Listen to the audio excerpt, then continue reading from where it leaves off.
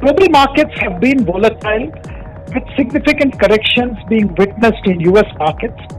Normally, before presidential election, US markets correct, and post the elections, the markets start recovering. That's been the trend for last few presidential elections.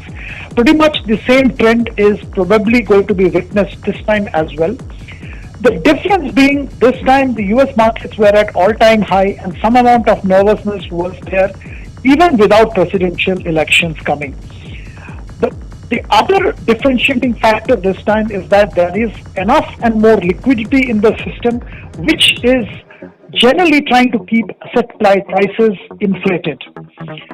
In that background, one needs to see emerging markets like India, which also have seen some amount of correction, which is quite natural considering US market correction lead to some amount of risk aversion amongst US investors, and that has its negative impact by way of FII selling in India.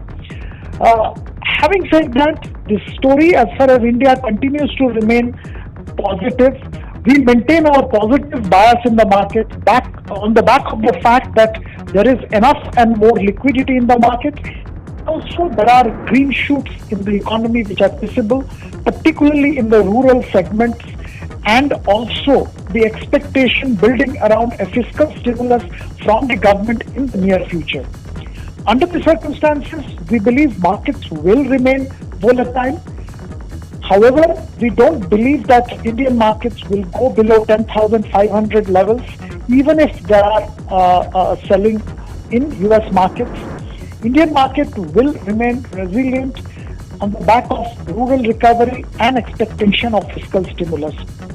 We believe that rural-related companies having business in rural India will continue to do well. Thus, the two-wheeler companies, fertilizer companies, consumer durable companies having rural distribution network will do well.